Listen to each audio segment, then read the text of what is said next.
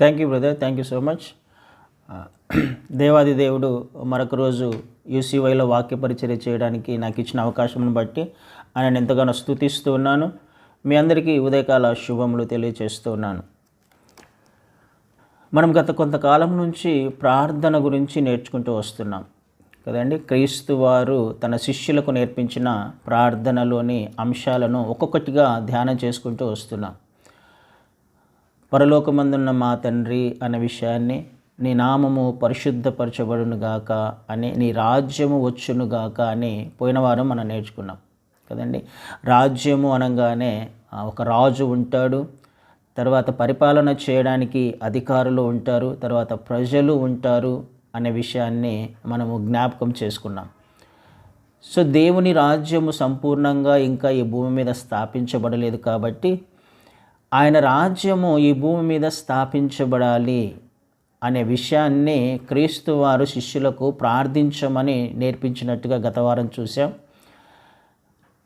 దేవుని రాజ్యము కంప్లీట్గా ఈ భూమి మీద స్థాపించబడాలి అని మనము కూడా ప్రార్థన చేయాలి. అయితే ప్రార్థన చేయడానికంటే ముందుగా మనము సిద్ధపడవలసిన విషయాలు కూడా ఉన్నాయి అని మనం గత వారం నేర్చుకున్నాం. ఈరోజు తర్వాత అంశాన్ని మనం జ్ఞాపకం చేసుకునే ప్రయత్నం చేద్దాం. తర్వాత ఏమని ప్రార్థన చేయమంటున్నారు క్రీస్తు వారు? నీ చిత్తము పరలోకమందు నెరవేరుచున్నట్లు భూమి యందును నెరవేరునుగాక అని మనం మత్తయి సువార్త 6వ అధ్యాయంలోని ప్రార్థనను నేర్చుకుంటున్నాం. నీ చిత్తము పరలోకమందు నెరవేరుచున్నట్లు భూమి యందు నెరవేరునుగాక. ఇక్కడ ఈ అంశాన్ని లేకపోతే ఈ మాటని రెండు భాగాలు మనం చేసుకుంటే, నీ చిత్తము పరలోకమందు నెరవేరుచున్నట్లు అనేది ఒక అంశము, భూమి యందు నెరవేరునుగాక అనేది రెండవ అంశముగా మనం ఒకసారి దానిని డివైడ్ చేసి దానిని ఒకసారి ధ్యానం చేసుకునే ప్రయత్నం చేద్దాం. ఈ వచనాన్ని చదువుతున్నప్పుడు ఒకసారి మనకు నిజంగా బాధ వేసే అంశం ఇది. యాక్చువల్గా చెప్పాలంటే, నీ చిత్తము పరలోకమందు నెరవేరుచున్నట్లు భూమి యందును నెరవేరునుగాక అంటే ఏమని అర్థమవుతుంది? మొదటి భాగాన్ని ఒకసారి జ్ఞాపకం చేసుకుంటే, నీ చిత్తము పరలోకమందు నెరవేరుచున్నట్లు అంటే పరలోకములో నీ చిత్తము నెరవేర్చబడుతుంది. కన్ఫర్మ్గా అక్కడ ఆ వచనము మనకు తెలియచేస్తుంది. కన్ఫర్మ్గా ఏమని తెలియచేస్తుంది? నీ చిత్తము పరలోకంలో నెరవేర్చబడుతుంది. పరలోకానికి అధికారి, పరలోకంలో ఉన్నవాడు దేవుడు, సృష్టికర్త అయిన దేవుడు. పరలోకంలో ఉన్న ఆ కోట్ల దేవదూతల సమూహాల మధ్యలో, ఆ పరలోకంలో, ఆ రాజ్యంలో ఆయన మాత్రమే అధికారిగా ఉన్నాడు. ఆయన మాట మాత్రమే నెరవేర్చబడాలి, ఆయన చిత్తము మాత్రమే నెరవేర్చబడాలి. అది నెరవేర్చబడుతుంది కూడా కదండి. ఆ మాట వలన మనకు అర్థమవుతుంది దేవుని చిత్తము పరలోకములో నెరవేర్చబడుతుంది అని స్పష్టంగా ఆ మాట ద్వారా మనకు అర్థమవుతుంది. అయితే భూమి యందు నెరవేరునుగాక అని తర్వాత భాగం ఉంది. నీ చిత్తము పరలోకంలో నెరవేర్చబడుతుంది, అదేవిధంగా నీ చిత్తం ఏ విధంగా పరలోకంలో నెరవేర్చబడుతుందో అదేవిధంగా భూమి యందు కూడా నెరవేర్చబడాలి అని కోరుకుంటున్నానయ్యా అని ప్రార్థన చేయమంటున్నాడు. అంటే ఏమని అర్థము? భూమి యందు ఆయన చిత్తము నెరవేర్చబడట్లేదు అనే కదండి అర్థం. పరలోకంలో నెరవేర్చబడుతున్నట్టుగా భూమి మీద ఆయన చిత్తము నెరవేర్చబడట్లేదు అని అర్థం. అయితే నెరవేర్చబడాలి అని కోరుకుంటున్నాను అని ప్రార్థన చేయమంటున్నాడు శిష్యులకి. మనల్ని కూడా ప్రార్థన చేయమంటున్నాడు. ఎంత దౌర్భాగ్యమో కదండి. సర్వసృష్టికర్త అయిన దేవుడు, సమస్తమును సృష్టించిన వాడు, ఆకాశ మహాకాశములను సృష్టించిన వాడు, నోటి మాట చేత 6 రోజుల సృష్టిని చేసి తన స్వరూపములో, తన పోలికలో, తన ఇష్ట ప్రకారము సృష్టిని చేసుకుని మనిషిని చేసిన దేవుడు తన చిత్తము మాత్రము, తన పోలిక, తన స్వరూపం ఇచ్చిన మనిషి జీవితంలో మాత్రం నెరవేర్చబడట్లా. అంతటా నెరవేర్చబడుతుంది. అన్ని విషయాలలో దేవుని చిత్తం నెరవేర్చబడుతుంది. దేవుని మాట నెరవేర్చబడుతుంది. సృష్టి యావత్తు కూడా ఆయన మాట వింటున్నాయి. ఆయన ఆజ్ఞకు లోబడి జీవిస్తున్నాయి. ఆయనకు విధేయత చూపిస్తూ ఉన్నాయి. కదండి. కానీ ఒక్క మనిషి జీవితంలోనే భూమి మీద మాత్రమే దేవుని చిత్తము నెరవేర్చబడట్లేదు కాబట్టే నెరవేర్చబడునుగాక అని ప్రార్థన చేయండి అని క్రీస్తు వారు ప్రార్థనను నేర్పిస్తున్నాడు. ఆశ్చర్యం వేస్తుంది కదండి. మనిషి మాత్రమే దేవుని మాట వినట్లా, దేవునికి అవిధేయతగా, దేవునికి తిరుగుబాటు చేస్తున్న వ్యక్తిగా కనిపిస్తున్నాడు. దేవుని స్వరూపం ఇచ్చినప్పటికీ, దేవుని పోలిక ఇచ్చినప్పటికీ, ఆయన మనల్ని చేశాడు అని గ్రహించినప్పటికీ కూడా చాలామంది విశ్వాసులలోనే దేవుని చిత్తాన్ని అర్థం చేసుకోలేక, దేవుని చిత్తము తమ జీవితంలో నెరవేర్చబడడానికి అనుకూలంగా తమ జీవితాన్ని మార్చుకోలేకపోతున్నారు చాలామంది కూడా. ఈ విషయాన్నే మనం జ్ఞాపకం చేసుకోవాలి. అంటే మరి మనం ఈ ప్రార్థన చేస్తున్నాము అని అంటే మన జీవితంలో నెరవేర్చబడుతుంది అని ప్రార్థన చేయాలి. విధేయత మనం చూపిస్తున్నాము అని మనం ప్రార్థన చేయగలగాలి. నా జీవితంలో నెరవేర్చబడితేనే ఎదుటివారి జీవితంలో నెరవేర్చబడాలని కోరుకుంటున్నాను అని ప్రార్థన చేయాలి. అయితే నా జీవితంలో దేవుని చిత్తం నెరవేర్చబడుతుందా? నా కుటుంబంలో దేవుని చిత్తం నెరవేర్చబడుతుందా? నా సంఘములో దేవుని చిత్తం నెరవేర్చబడుతుందా అని ఒకసారి మనల్ని మనం పరీక్షించుకోవాలి. నెరవేర్చబడునుగాక, నెరవేర్చబడట్లేదు కానీ నెరవేర్చబడాలని కోరుకుంటున్నాను అని ఆశతో ప్రార్థన చేయాలి. ఇక్కడ చిత్తము అనే మాటని మనం ఒకసారి జ్ఞాపకం చేసుకుందాం. పరలోకములో దేవుని చిత్తము నెరవేర్చబడుతుంది, భూమి మీద దేవుని చిత్తము నెరవేర్చబడట్లా. చిత్తము అంటే అర్థం ఏమవుతుంది మనకి? చిత్తము అని అంటే డిసిషన్ మేకింగ్ కదండి, నిర్ణయము తీసుకునే అధికారము. ఏదైనా ఒక అంశము మీద, ఏదైనా ఒక విషయం మీద నిర్ణయము తీసుకునే అధికారమును మనము చిత్తము అంటాం. పరలోకములో ఏ దానికి నిర్ణయం తీసుకోవాలన్న ఫైనల్ డిసిషన్ వచ్చేసి దేవుడిది. హీఈస్ ద సుప్రీం, ఆయన సుప్రీం, ఆయననే ఫైనల్ పరలోకంలో అన్ని విషయాల్లో. కానీ భూమి మీదకి వచ్చేసరికి మాత్రము, మనిషి జీవితంలోకి వచ్చేసరికి మాత్రము ఆ విషయము మారిపోతుంది. ఇక్కడ మనిషిది ఫైనల్ నిర్ణయం అయిపోతుంది భూమి మీద, దేవుడిది కాదు.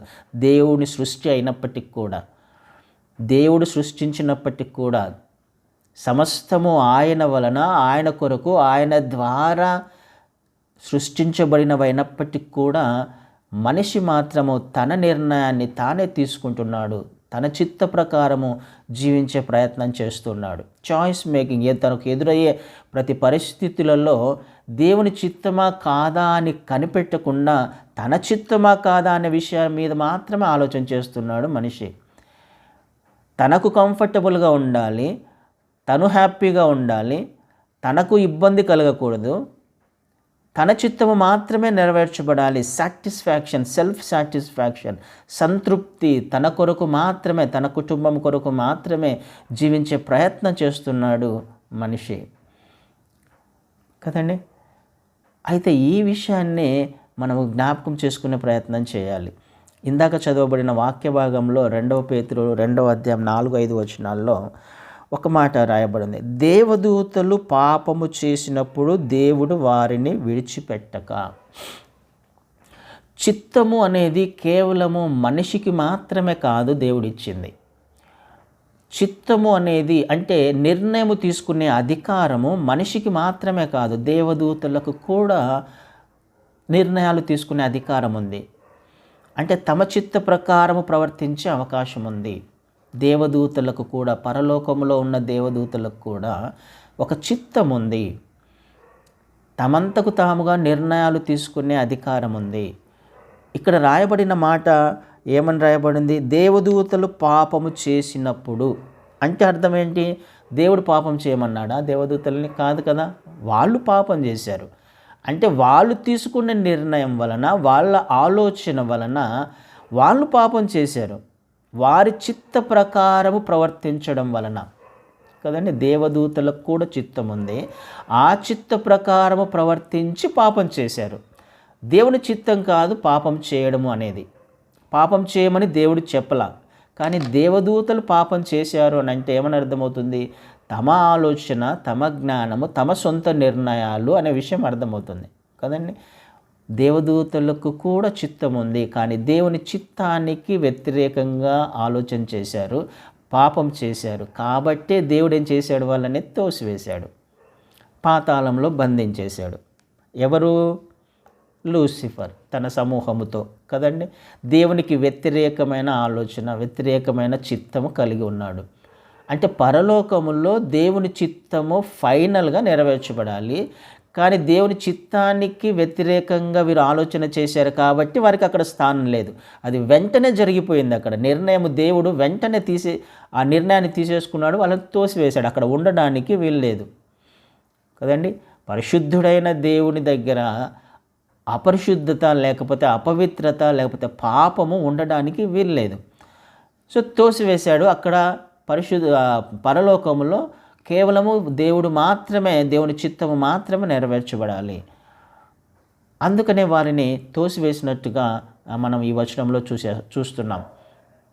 అయితే కిందికి వచ్చేసరికి, భూమి మీదకి వచ్చేసరికి కింద ఏమని రాయబడింది? 5వ వచనంలో, మరియు ఆయన పూర్వకాలమందున్న లోకమును విడిచిపెట్టక భక్తిహీనుల సమూహము మీదికి జల ప్రళయమును రప్పించినప్పుడు.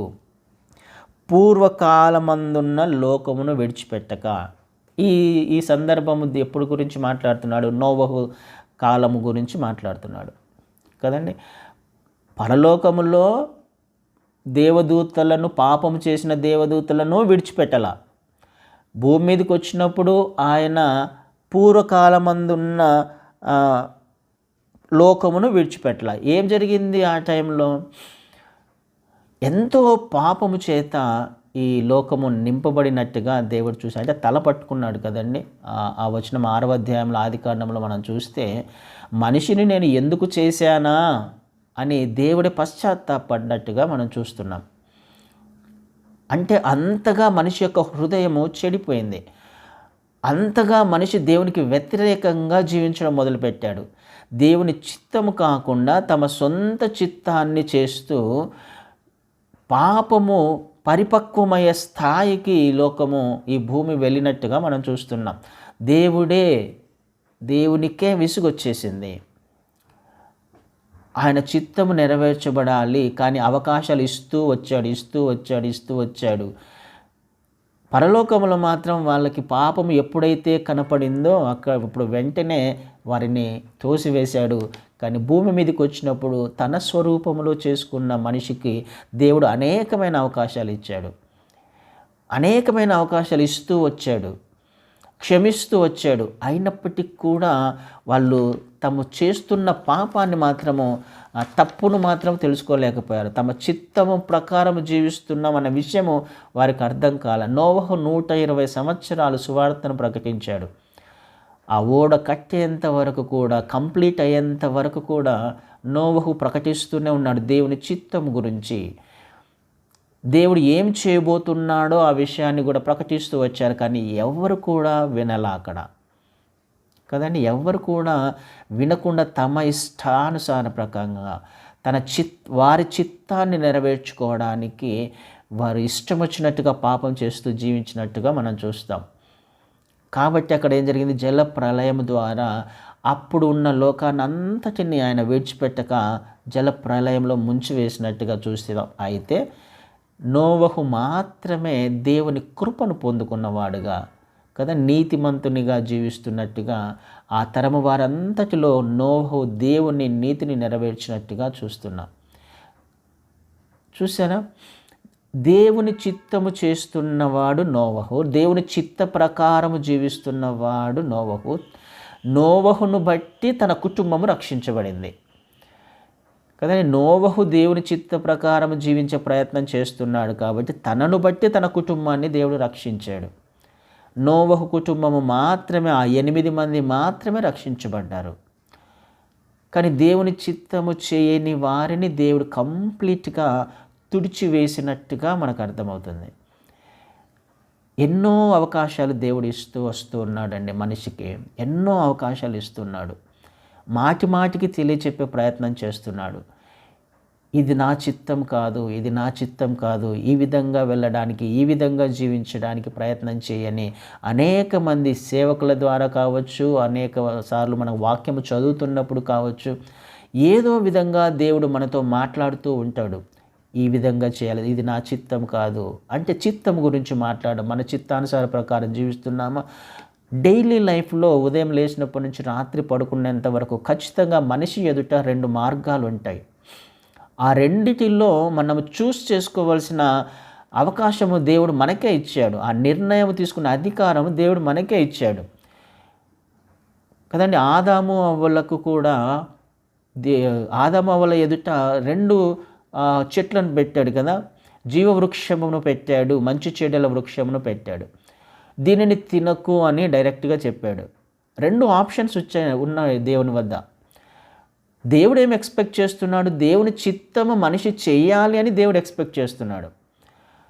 కానీ దేవుడు మనిషిని ఒక రోబోలో ఉండాలని, నువ్వు ఇది మాత్రమే చేయాలి, ఇలా మాత్రమే ఉండాలి, ఇలా మాత్రమే జీవించాలి అని ఒక మార్గాన్ని మాత్రమే, లేకపోతే తన చిత్తాన్ని, తన ఉద్దేశాన్ని మనిషి మీద రుద్దే ప్రయత్నం చేయలేదు దేవుడు. ఒక రోబో కాదు, ఒక మిషన్ కాదు దేవునికి కావాల్సింది. దేవుని చిత్తము స్వతహాగా ఆలోచించి సొంతంగా నిర్ణయం తీసుకుంటూ దేవుని చిత్తములో నడిచేవాడు. దేవుడు మనల్ని ఏ విధంగా ప్రేమిస్తున్నాడో, ఏ అవకాశాలు మనకిస్తున్నాడో, ఆయన మన కొరకు ఏమేమి సిద్ధపరిచాడో వాటన్నిటిని తెలుసుకుంటూ దేవుణ్ణి స్తుతిస్తూ ఆరాధిస్తూ దేవుని చిత్తము చేసేవారిగా ఉండాలి అన్నది దేవుని చిత్తం. అయితే మనిషి ఏం చేస్తున్నాడు? దేవుని చిత్తము కాకుండా జీవవృక్ష ఫలమును మాత్రం కాకుండా మిగతావన్నిటినీ ఆదాము అవ్వలు తిన్నట్టుగా మనం చూస్తున్నాం కదండి. దేవుని చిత్తం వేరు, మనిషి చిత్తం వేరు. ద్వితీయోపదేశకాండంలో కూడా దేవుడు మాట్లాడతాడు, మీ ఎదుట జీవ మరణాలను నేను మీ ఎదుట ఉంచాను అని అంటాడు. జీవ మరణములను నేను మీ ఎదుట ఉంచాను, కానీ నేనేం కోరుకుంటున్నాను? మీరు జీవమును కోరుకోవాలని నేను ఆశపడుతున్నాను అని అంటాడు. మీరు ఏం కోరుకోవాలని ఇష్టపడుతున్నానంటే జీవమును కోరుకోవాలి అని నేను ఆశపడుతున్నాను అని అంటాడు. కావాల్సి ఒకసారి చదవండి, ద్వితీయోపదేశకాండం 30వ అధ్యాయంలో ఆ మాట ఉంటుంది. 19-20 వచనాల్లో జీవ మరణాన్ని నేను ముందు ఉంచాను, అయితే మీరు జీవమునే కోరుకోవాలని నేను ఇష్టపడుతున్నాను. కానీ మీ ఇష్టం, అది జీవమును కోరుకుంటారా మరణాన్ని కోరుకుంటారా అనేది మీ ఇష్టం. అంటే నిర్ణయం తీసుకునే అధికారం దేవుడు మనకే ఇచ్చాడు. కానీ ఏం ఎక్స్పెక్ట్ చేస్తున్నాడంటే దేవుని చిత్తం మన జీవితంలో నెరవేర్చబడాలి అనేది దేవుని యొక్క ఉద్దేశం. ఆలోచన చేయడానికి ప్రయత్నం చేద్దాం. ప్రియ సహోదరి సహోదరుడా, దేవుడు ఎందుకు ఈ ప్రార్థన నేర్పించాడు? మన జీవితంలో దేవుని చిత్తము నెరవేర్చబడట్లేదు. ఈ భూమి మీద దేవుని చిత్తము నెరవేర్చబడట్లేదు కాబట్టి ఆ విషయాన్ని జ్ఞాపకం చేసుకుని ఈ ప్రార్థన చేయండి. నా జీవితంలో, నా కుటుంబంలో, వ్యక్తిగతంగా నా కుటుంబంలో, నా కుటుంబాలలో, నా సంఘములో, లేకపోతే నా దేశంలో, అయ్యా నీ చిత్తము మాత్రమే నెరవేర్చబడాలి, నీ రాజ్యం రావాలి అని ప్రార్థన చేయమని క్రీస్తువారు నేర్పిస్తున్నారు. ఈ చిత్తమును మన చిత్తాన్ని చేయడం వలన, మనంతకు మనముగా జీవించడం వలన, మన ఇష్ట ప్రకారం జీవించడం వలన మనం సాధించింది ఏమైనా ఉందా అని ఒకవేళ ఆలోచన చేస్తే, మన ఇష్ట ప్రకారం, ఇప్పుడు ఆదాము అవ్వలు తమ ఇష్ట ప్రకారం జీవించారు, ఇజ్రాయేలీలు తమ ఇష్ట ప్రకారం జీవించాడు. ఎన్నో సాదృశ్యాలు మనకి బైబిల్లో కనిపిస్తున్నాయి. 40 సంవత్సరాలలో ఇజ్రాయేలీలు చేసిన ఘనకార్యం ఏమైనా ఉందా? దేవుని చిత్తము చేయకుండా తమ సొంత కార్యాలు చేసుకుంటూ, తమ సొంత నిర్ణయాలు తీసుకుంటూ ఏమైనా సాధించారా అంటే అరణ్యంలోనే రాలిపోయారు. ఏమైనా సాధించగలిగారా అని అంటే ఏమి సాధించాల, నాశనం అయ్యారు తప్ప. దేవుని చిత్తము చేయకుండా బాగుపడిన వారు ఖచ్చితంగా లేరు అని చెప్పవచ్చు. దేవుని చిత్తాన్ని చేస్తూ నష్టపోయిన వాడు ఉన్నాడని ఖచ్చితంగా చెప్పలేం కదండి. దేవుని చిత్తాన్ని చేస్తూ నష్టపోయాడు, లేకపోతే వాడి కష్టం వచ్చింది, నాశనం అయ్యాడు అనే ఉదంతాలు మాత్రం ఎక్కడ కనిపించవు మనకి. కానీ దేవుని చిత్తానికి వ్యతిరేకంగా చేస్తూ ఎంత ఉన్నత స్థానంలో ఉన్నా ఒకరోజు ఖచ్చితంగా పడిపోయేవాడే, ఒకరోజు ఖచ్చితంగా నాశనానికి వెళ్ళేవాడే. ఈ విషయాన్ని మనము అర్థం చేసుకునే ప్రయత్నం చేయాలి. దేవుని చిత్తానికి వ్యతిరేకంగా జీవిస్తున్నామంటే ఏమని అర్థం? మనం ఆయన ఆజ్ఞను అతిక్రమిస్తున్నాం అంటే పాపం చేస్తున్నాం అనేగా అర్థం. పాపం చేస్తున్నాము, ఆజ్ఞ అతిక్రమము పాపము కదండి. అంటే మనం ఏం సంపాదించుకుంటున్నాము? మనము పాపము వలన వచ్చు జీతము మరణము అన్నాం. పాపము వలన వచ్చు జీతము మరణము. జీతము మరణము. జీతాన్ని మనం ఎప్పుడు సంపాదించుకుంటాం? 30 రోజులు ఉద్యోగం చేస్తే 30 రోజుల కష్టం తర్వాత ఉదయం నుంచి రాత్రి వరకు, గవర్నమెంట్ జాబ్స్ అయితే 6 గంటలు 7 గంటల వరకు, ప్రైవేట్ జాబ్స్ అయితే టైం లేదు వాటికి. 30 రోజులు ఉద్యోగం చేసిన తర్వాత మన చేతికి జీతం వస్తుంది, ఫలితం వస్తుంది, రిజల్ట్ వస్తుంది. ఇక్కడ పాపము వలన వచ్చు జీతము మరణము అంటున్నాడు. అంటే దేవునికి వ్యతిరేకంగా మనం చేస్తున్న పని, ఆలోచన, క్రియలు, దీని వలన మనం సంపాదించుకుంటుంది ఏంటి? కష్టపడుతున్నాం. ఏ విషయంలో కష్టపడుతున్నాం? దేవుని చిత్తానికి వ్యతిరేకంగా జీవించడానికి కష్టపడుతున్నాం. ఆయన చిత్తంలో తప్పిపోయి జీవించడానికి కష్టపడుతున్నాం. అయితే చివరిన సంపాదించుకుంది ఏంది అయ్యా అని అంటే మరణము. వచ్చు జీతము మరణము. దేవుని చిత్తము చేయకపోతే మన జీవితంలో మనం సంపాదించుకునేది ఏమిటి అనే విషయాన్ని మనం ఆలోచించాలి. దేవుడు క్రీస్తు వారు అదే నేర్పిస్తున్నారు. నీ చిత్తము నా జీవితంలో నెరవేర్చబడాలి. నా చిత్తము కాదు, నీ చిత్తము మాత్రమే నెరవేర్చబడాలి. క్రీస్తు వారు శరీరధారిగా రావడానికి కారణము మనిషి తన చిత్తాన్ని నెరవేర్చుకుంటున్నాడు కాబట్టి ఆయన ఈ లోకంలోనికి శరీరధారిగా రావాల్సి వచ్చింది. అంతే కదండి. తన చిత్త ప్రకారము దేవుడు మనిషి దేవునికి అవిధేయత చూపించాడు కాబట్టి, దేవుని చిత్తము నెరవేర్చబడకుండా జీవించాడు కాబట్టి క్రీస్తు వారు రావాల్సి వచ్చింది. క్రీస్తు వారు రావడానికి కారణం మనిషి యొక్క అవిధేయత, మనిషి యొక్క చిత్తము. అయితే క్రీస్తు వారు వచ్చిన తర్వాత ఏం చేశారు? క్రీస్తు వారు వచ్చి ఏం నేర్పించాడు మనిషికి? ఒకసారి ఆ మాట చదువుకుందాం. మత్తయి సువార్తలో 26వ అధ్యాయము 39వ వచనంలో ఒక మాట ఉంటుంది. మనకు తెలిసిన విషయమే ఇది. కొంత దూరం వెళ్ళి సాగిలపడి, నా తండ్రి, సాధ్యమైతే ఈ గిన్నె నా యొద్ద నుండి తొలగిపోనిమ్ము, అయినను నా ఇష్ట ప్రకారం కాదు, నీ చిత్త ప్రకారమే కానిమ్మని ప్రార్థించాను. నీ చిత్త ప్రకారమే కానిమ్మని ప్రార్థించాను. ఇక్కడ ఏమని రాయబడింది? 2 చిత్తాలు కనపడుతున్నాయి. గెత్సెమనే తోటలో క్రీస్తు వారి వేదన ఇది కదండి. నా చిత్తము అనేది ఒకటి కనపడుతుంది, నీ చిత్తము అనేది ఒకటి కనపడుతుంది. నా చిత్తము అంటే క్రీస్తు వారి చిత్తము, కానీ నీ చిత్తమే నెరవేర్చబడాలి నా జీవితంలో. నా చిత్తం ఏంటి? నేనేమనుకుంటున్నాను? ఈ గిన్నె నా నుంచి తొలగిపోవాలి. అంటే ఈ శ్రమలు, ఈ శిలువ మరణము, ఈ బాధలు నా నుంచి తొలగిపోవాలి. అంటే ఆయన దానిని భరించలేక ఆ మాట అనట్లేదు. కానీ మనకు తెలుసు క్రీస్తు వారు దేవునితో యుగ యుగములలో, లేకపోతే నిత్యత్వం నుండి నిత్యత్వం వరకు ఆయన ఎటర్నల్లో ఎప్పుడు కూడా దేవుణ్ణి విడిచిపెట్టిన, దేవునితో సంబంధం లేని ఆ సమయం లేదు. దేవునితో ఎడబాసిన సమయం క్రీస్తువారి జీవితంలో లేదు. నిత్యత్వం నుండి నిత్యత్వం వరకు ఎప్పుడు ఆలోచన చేసినా.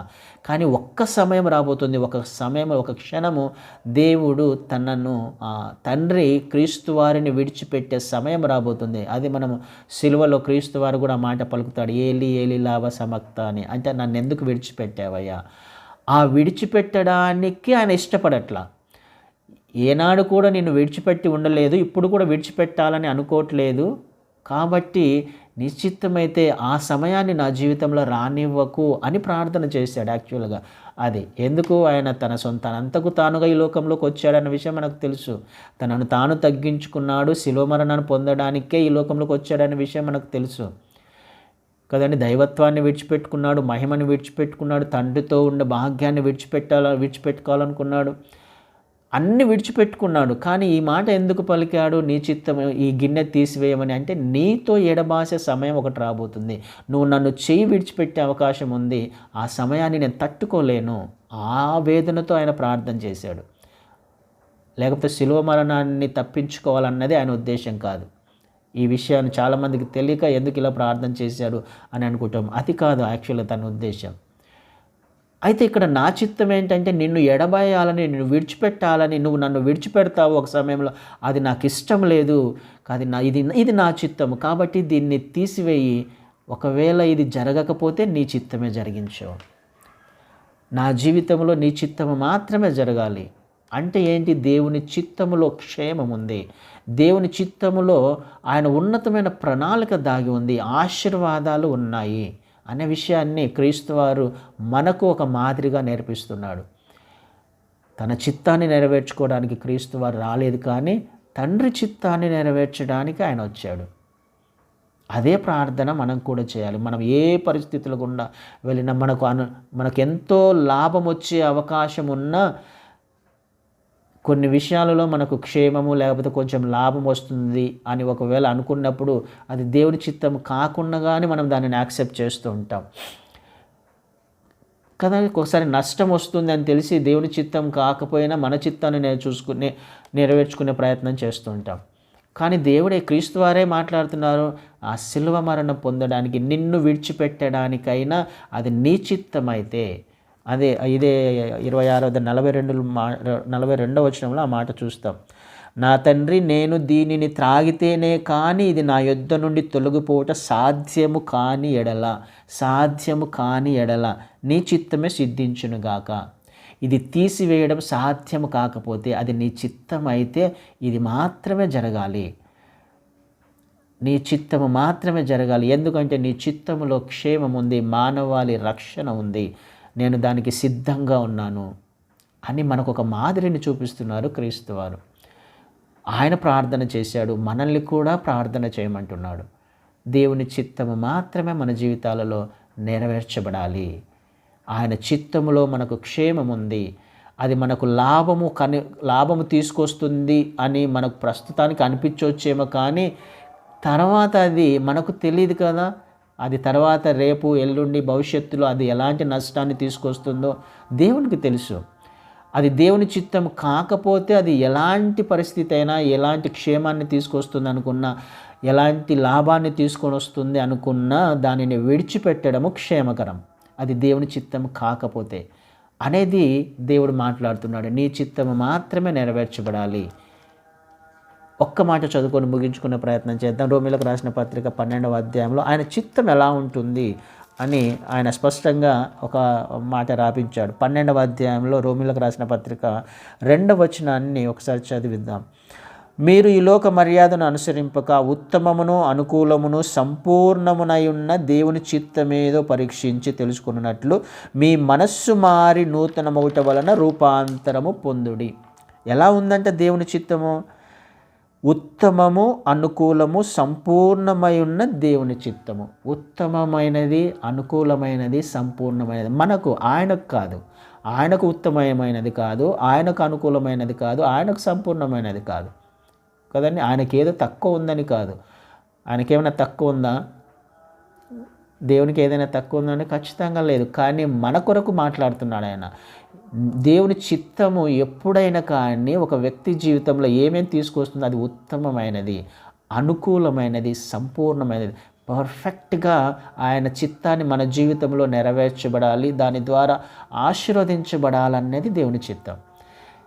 ఆ విషయం మనిషి గ్రహించండి అని పౌలు గారు మాట్లాడుతున్నారు. ఆయన చిత్తమేదో గ్రహించండి, తెలుసుకోండి. ఆయన చిత్తం ఎప్పుడు కూడా క్షేమకరమైనదే, ఆయన చిత్తం ఎప్పుడు కూడా అనుకూలమైనదే, ఉత్తమమైనదే, పరిపూర్ణమైనది. అది పరిపూర్ణంగా దేవుడు మనల్ని అరకొరగా కాదు, కొద్దిగా కాదు, ఆయన మన జీవితాలను ఆశీర్వదించాలనుకుంటున్నాడు. ఉత్తమమైనది మన జీవితంలో ఇవ్వాలనుకుంటున్నాడు. క్షేమకరమైనది, అనుకూలమైనదే దేవుడు మనకి ఇవ్వాలనుకుంటున్నాడు. కాబట్టి పరీక్షించండి. మన చిత్తము కాదు కానీ ఆయన చిత్తము మన జీవితంలో నెరవేర్చబడాలి అని మనము ప్రార్థన చేయాలి. పరీక్షించండి. దాని కొరకు ఏమవ్వాలంట? మారు మనస్సు పొందండి. మీ మనస్సు మారి నూతనమవ్వాలి, నూతనపరచబడాలి. మనస్సు మారాలి. మారు మనసు అయ్యా అంటే ఏమని అర్థం? నేను నా చిత్తాన్ని చేసుకుంటున్నాను కాబట్టి ఇక్కడ నా మనస్సు మారాలి. నా చిత్తం కానే కాదు, నేను మారాలి, ఇది నా చిత్తం కాదు, కంప్లీట్గా నేను దేవునికి అప్పగిస్తున్నాను. అది ఏ పనైనా కానీ, ఏ చిన్న పనైనా పెద్ద పనైనా కానీ ఆయన చిత్తము మాత్రమే నా జీవితంలో నెరవేర్చబడాలి. ఎందుకంటే ఆయన చిత్తము అనుకూలంగా ఉంటుంది, ఉత్తమమైనదిగా ఉంటుంది, పరిపూర్ణముగా ఉంటుంది. కాబట్టి అది మనకు క్షేమాన్ని ఇచ్చేదిగా ఉంటుంది.